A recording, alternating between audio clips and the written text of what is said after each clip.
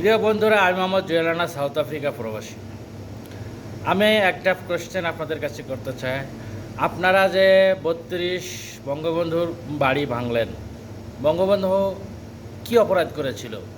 বঙ্গবন্ধুর অপরাধ, বঙ্গবন্ধু বাংলাদেশে স্বাধীনতা যুদ্ধের নেতৃত্ব দিয়েছিল এবং একটি যুদ্ধের ডাক দিয়েছিল এবং বাঙালি জাতিকে একত্রিত করে দেশকে স্বাধীন করেছিল। এটাই তার অপরাধ। আপনারা কারা বঙ্গবন্ধুর বাড়ি ভাঙলেন এটা কিন্তু আমরা জানি। স্বাধীনতা যারা চেয়েছিল না, যারা বঙ্গবন্ধুকে মানতে চায় না, যারা বঙ্গবন্ধুর প্রতি আক্রোশ কাদের, স্বাধীনতা বিরোধী আল বদর, আল শামস, এদের দ্বারাই এরাই বঙ্গবন্ধুকে শত্রু মনে করে, কারণ তারা স্বাধীনতা যুদ্ধ চেয়েছিল না।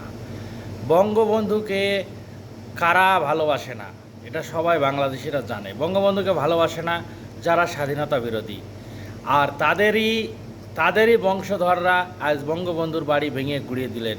তার অপরাধ, সে একটা স্বাধীন রাষ্ট্র দিয়েছিল। তার অপরাধ, বাংলাদেশ, সোনার বাংলাদেশ গড়ার স্বপ্ন দেখিয়েছিল বাঙালিকে।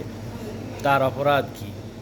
আজকে তার বাড়ি ভাঙলেন, আরও আওয়ামী লীগের নেতাদের বাড়ি ভাঙলেন। আপনি আরও আওয়ামী লীগের নেতাদের বাড়ি ভাঙলেন, এতে আমার আপত্তি নাই।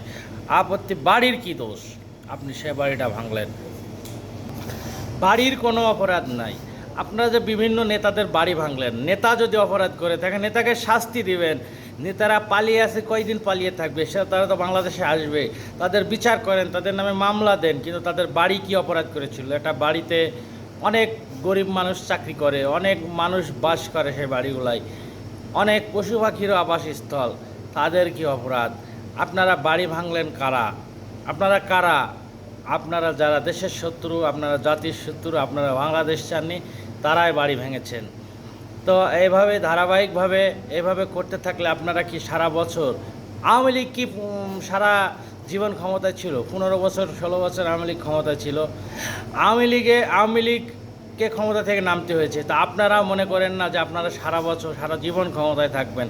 হয়তোবা আজকে আমলা কামলা কিছু পুলিশ আপনাদের তলে থেকে বাড়তি দিচ্ছে যে আপনারা ক্ষমতায় থাকবেন, আপনারা ক্ষমতায় থাকবেন, টিকে থাকবেন, অমুক করবেন না। শেখ হাসিনাকে ওই রকম বাতাস দিয়ে রেখেছিল প্রশাসন, তারা ঠেকাতে পারেনি। আপনারাও আপনাদের ক্ষমতা প্রশাসন দিয়ে ঠেকিয়ে রাখতে পারবেন না। বেশি দিন দূরে নাই এটা। 2 বছর 5 বছর 10 বছর 15 বছর পরে আপনারা ক্ষমতার বাইরে যাবেন। সেদিন কি হবে? সেদিন কি করবেন?